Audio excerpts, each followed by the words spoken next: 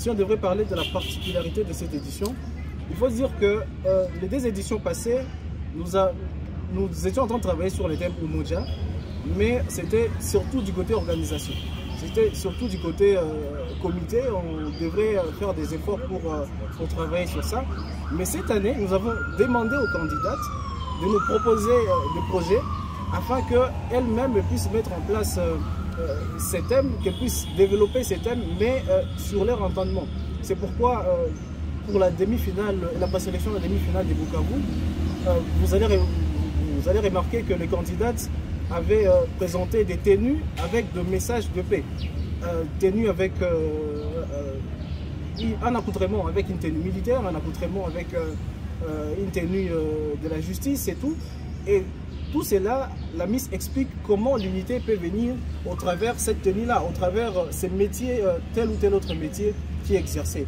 Et il faut dire que pour ces 2 éditions passées, on a à dire 2 Miss, dont la première Ida Mirindi, qui est du Sud Kivu, qui a été élue en 2022. Il faut dire qu'elle travaillait sur un projet de fabrication, d'apprentissage, de fabrication des jus à base de fruits. Et elle avait réuni 20 filles de la province du Nord Kivu et 20 filles de la 20 jeunes filles de la province du Sud Kivu. Et elle les a donné cette formation. Et aujourd'hui, ces dames sont déjà en train de fabriquer ces jus à base de fruits et trouver une source de revenus. Pour la 2e édition, la Miss qui est passée dans Mi-Eri de la province du Nord Kivu en 2023, il faut dire que cette candidate avait aussi initié un projet d'apprendre les femmes de la cité Umoja la fabrication de savons commerciaux.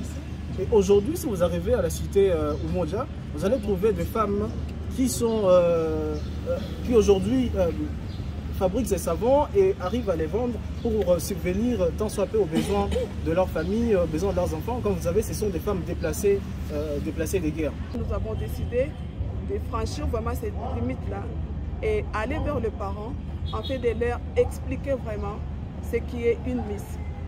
Une Miss d'abord, c'est pas sa beauté extérieure, mais c'est sa beauté intérieure. Et une Miss aussi, c'est une modèle pour la nation. On ne pouvait pas se limiter par là.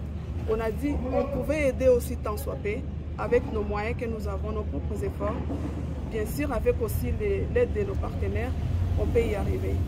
C'est ainsi qu'on a commencé notre première édition, la 2e édition. Ainsi, nous sommes à la 3e édition pour cette année 2024. Et nous sommes là, on est passé maison par maison pour voir les parents, leur expliquer qu'une Miss, c'est pas ce qu'elle pensait, mais une Miss, c'est toute une femme là de bonne valeur et une femme là qui peut défendre vraiment la féminité partout où elle peut passer.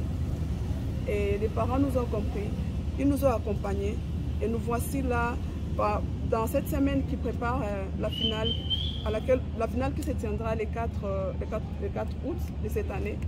Et nous voici, nous avons 16 filles derrière nous qui vont compétir en fait de pouvoir relever les défis.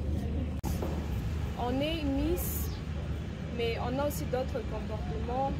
On est des intellectuels. Donc on fait des projets dans Miss Kivu. Certains projets qui nous aident à inspirer les autres jeunes, la jeunesse. On peut être aussi des chrétiennes. On peut aussi influencer d'autres personnes par nos comportements tels que, vu qu'on est Miss, on peut aussi, par exemple, faire des œuvres caritatives.